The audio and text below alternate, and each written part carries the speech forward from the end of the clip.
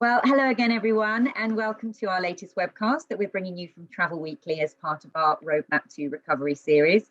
And I'm joined again this morning by Joanne Dooey, who is the president of the SPAA, also the owner of Love to Travel. But she's joining us today because tonight, of course, is the centenary dinner of the SPAA, the Scottish Passenger Agents Association.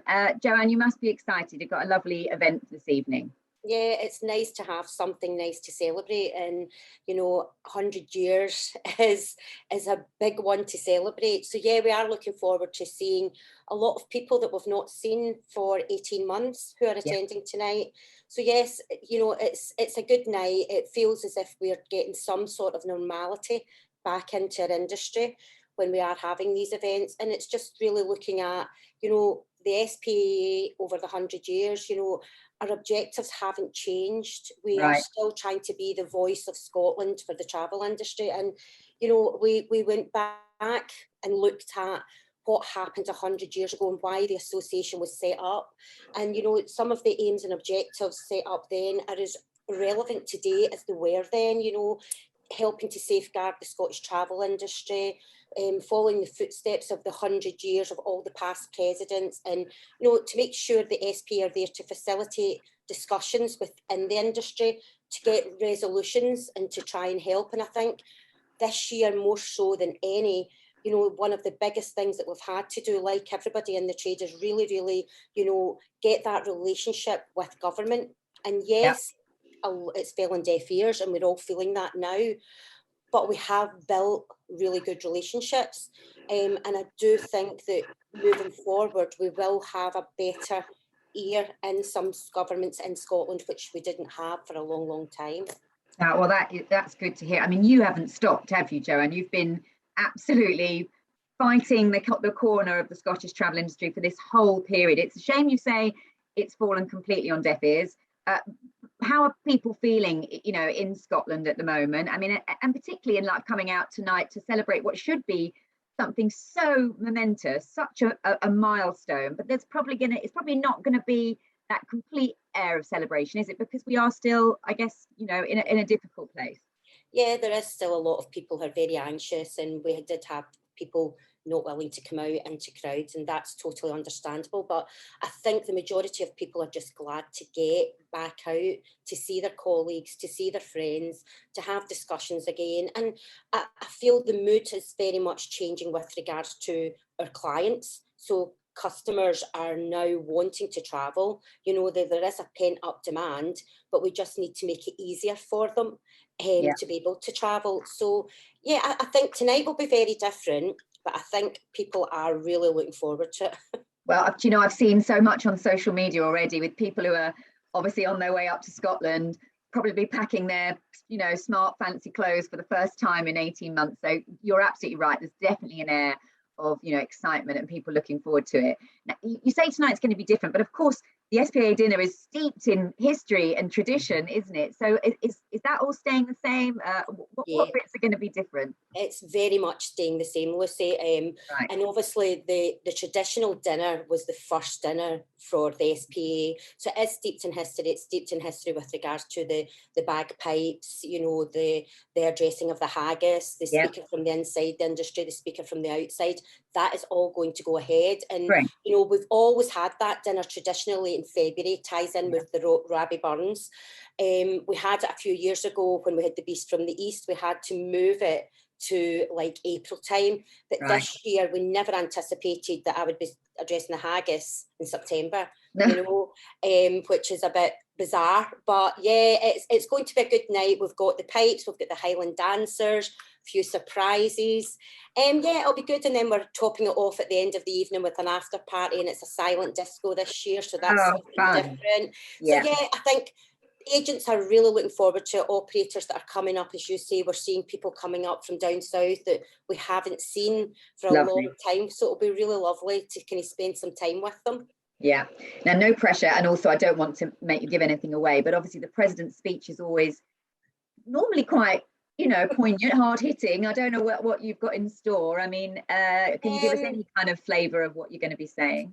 Yeah, I think, yeah, there is a lot of things that we will address, and we are lucky tonight that we have got a table of politicians attending, plus a table of press as well. Right. Great. So yeah, they've already been on wanting to get a snippet of our speech tonight.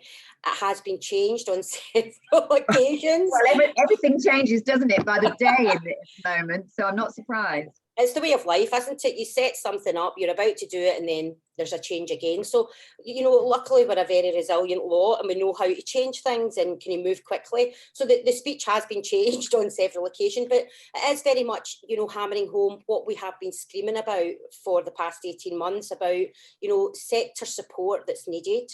You know, traffic lights need to be scrapped. That is the feeling of, you know, I think everybody in the trade now.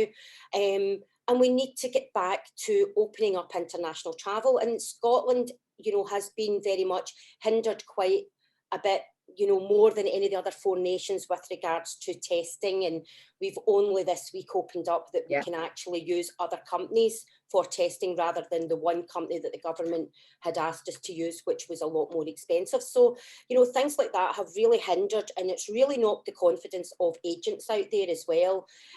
So, you know, there's lots of things about that, but there's also messages out there that it's time to build back. It's time to get on with it. It's time for us as an industry to say, right, enough's enough. And, you know, we need to be confident ourselves. And we need to start travelling. And I know a lot of agents have been, and a lot of guys in the industry have been out there, and I've been watching them on social media. I've been sharing them. But that whole fear factor and that whole guilt trip that people have been made to feel due to ministers' announcements needs to stop. And that is very much in my speech, because we've got the politicians there to say this needs to stop. Yeah, I want to pick up on that in just a second, but just before we do, you made that point that agents have got this fear factor, or perhaps this whole guilt thing, you know, should they be selling a holiday? How important is the role of the SPAA, and has it been all through the last 100 years to provide that guidance and that support to help agents run their businesses, and particularly when they're feeling anxious or, you know, not sure? You know, there's times when they're very clear what they're doing, but this is clearly a period at the moment where they need some leadership. And how have you been sort of helping them through that? Yeah, well, you know, throughout the pandemic, we done daily updates about, you know, pulling all the need to know information that agents needed, because it was coming from everywhere. So we pulled every day, and we would go out with obviously our SPA update on a daily basis. We also done a Wednesday coffee morning where agents could come on with a lot of their suppliers and discuss how they were feeling and, you know, what they were coming up against, to try and help and share, you know, the load. And, you know, we will always be there as a voice and there for people to come to if they needed to discuss how they were feeling, you know. And I think the confidence is low in a lot of people, but there's also a lot of people out there that are now at the stage, enough's enough. This needs to change, and we're going to. And I know that's how I feel. And I've seen a massive swing with my girls because they're in my shop. So I'm only taking it with what I see, and from other people that I've got friends that are agents, and they're seeing that there is more people coming in, there is more people inquiring. There's a pent up demand out there. And because some of them have travelled now, they feel more confident with regards to the paperwork and the testing. But we need to get that scrapped. We need to do away with all these barriers and let us open up again. And green should be green for go. So if you are double jabbed and it's a green country, you shouldn't have to go through all that. And I think, you know, just really sharing the positive stories out there, and I think the trade has done that, and I think as an SPA we have as well. You know, we have tried to help and build the confidence of agents. A lot of agents have had to give up their shops in the high street and move to be home working, you know, so we're still there as a body to help. And more important now than ever, I guess. More important now than ever, and I think networking is going to be key here, you know. And you know, the events that we have, the network lunches, things like that will all start up again, where we will get people out, smaller groups, but they'll be able to discuss things with, you know, the airlines, the cruise guides, the tour operators. And I think that is really, really important, and they are all looking forward to getting that back into their lives, you know. So just let's pick up then on you saying this traffic light system's got to be scrapped. clearly there's been some reports in the media that it might well be disappearing. Do you, you know, and then obviously we've got another review of the lists as well coming up in terms of the, you know, the review of the country list, but also a review of the system and whether testing, etc., will be required. Are you hopeful about these next two announcements that things might, you know, you said you think you're turning a corner. Do you think, you know, with the end of furlough as well, they're not going to be supporting people, so are they going to have to change other things to compensate? Yeah, I think so, because they've made it very clear they're not going to give us any sector support. We will carry on fighting along with all the other trade bodies out there that have you know, fought really hard over the past 18 months. So I do think there will be changes to the restrictions that are in place for green countries. And I think if they look at, you know, our rates of infection in the UK compared to our, you know, our counterparts in Europe, and they have been travelling a lot more freely than we have. I think I am confident that more things will happen now. Hopefully they'll scrap the traffic light system, because it's not worked at all, has it? And it has been a barrier, and people are just not confident in booking to go anywhere that's amber in case it goes red. And you know, like everyone, when they make the announcement, for that first few days, every 3 weeks, you get a surge. You get a real surge. Then people go, oh no, I'm just going to wait and see, because I don't want to go in case that goes red and I have to stay out there.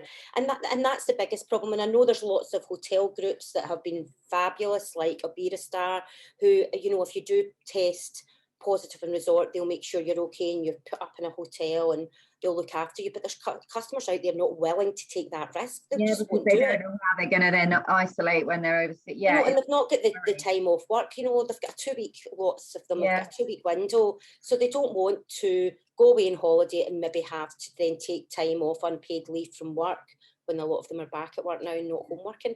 So I'm hopeful. I think they have to do something. I really do think something will change, and let's hope it's the maximum. I mean, really, for you, Jo, in Scotland, because your kids went back to schools, didn't they, a couple of weeks ago now? So your summer ended sooner than ours. Would you say that the summer never really came? I mean, we, you know, in England, people are still hoping to get a last little bit of it, but I think in Scotland, it probably just went out the window, really. We had nothing this year, you know, if I'm being totally honest, and we get nothing. And you know, we were hoping, we kept hanging on to this little idea, oh, we're going to get a weights market, we're going to get some changes for August, and that didn't happen. And as you said, our schools are back now. The only bit of glimmer we've got is the kind of October school week, and really pushing for, you know, that winter sun. And you know, and to be honest with you, if there's changes, there has been consumers out there, customers we spoke to, who's saying, you know, we are going to go in November, where a lot of people, believe it or not, are actually saying they're taking their children out of school for a week because they don't feel they've had that break now for nearly 2 years. So, you know, I'm hopeful that there is change, but we have been devastated with regards to, we did not have the other options, as I said, in testing. So for our family market, it just was far too expensive. Even for the green countries, we couldn't actually get that push that, you know, I think they did get down south. So it has been very, very difficult. And there's business there for next year, and that's fabulous. And, you know, I was going to ask you about the future business, because you're saying people are now thinking, God, enough's enough. I know you were talking about agents at that point, but presumably consumers as well, like you're saying, they're going to take kids out of school in November. They just really want a break. So are the forward sales looking healthy? Yeah, definitely. We've started to see, you know, we focus quite a bit on the youth market. We have a lot of groups, and we've seen them booking for next summer.